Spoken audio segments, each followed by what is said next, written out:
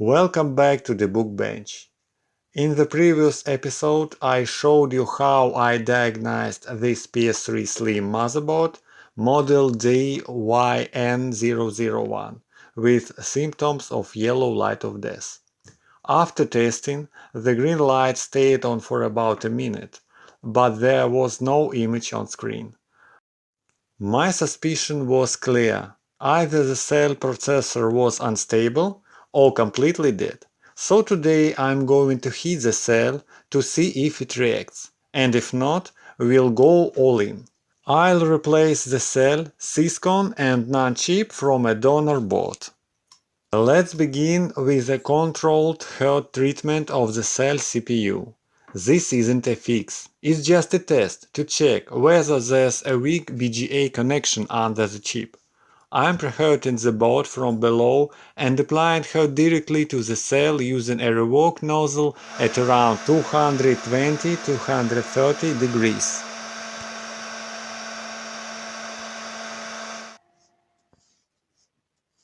After letting it cool down, I power on the board again.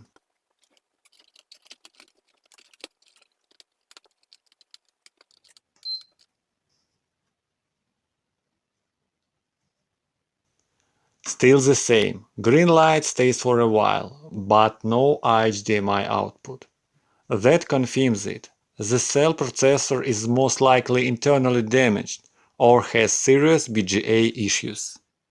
Luckily, I have a donor board with working cell NAND and Syscon.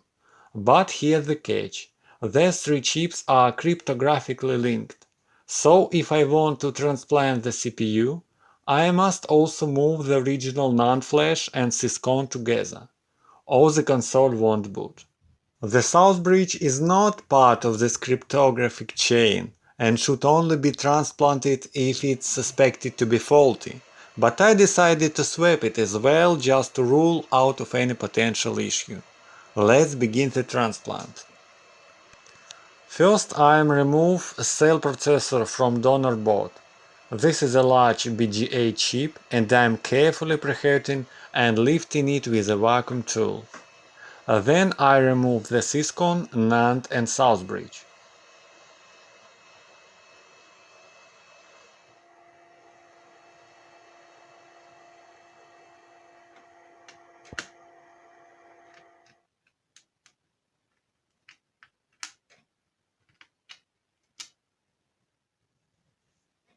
Time to place the donor chips onto the main board.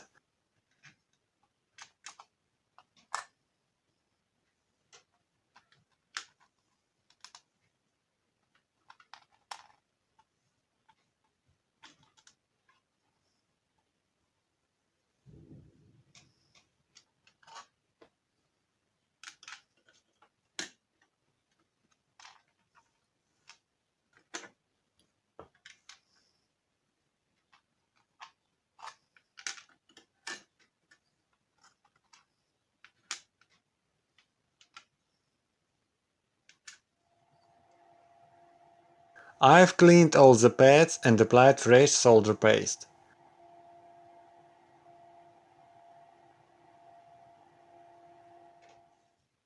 Once everything is soldered, I inspect the board visually.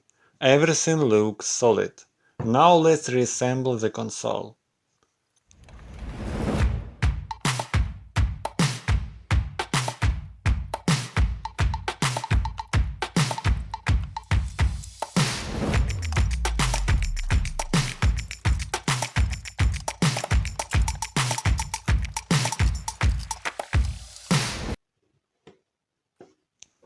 Power supply connected, HDMI cable plugged in,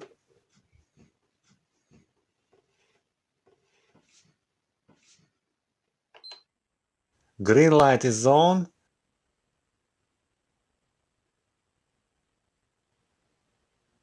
and this time we have a signal, yes!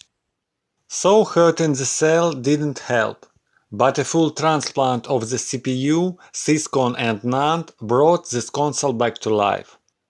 If you enjoyed this episode, leave a like and subscribe.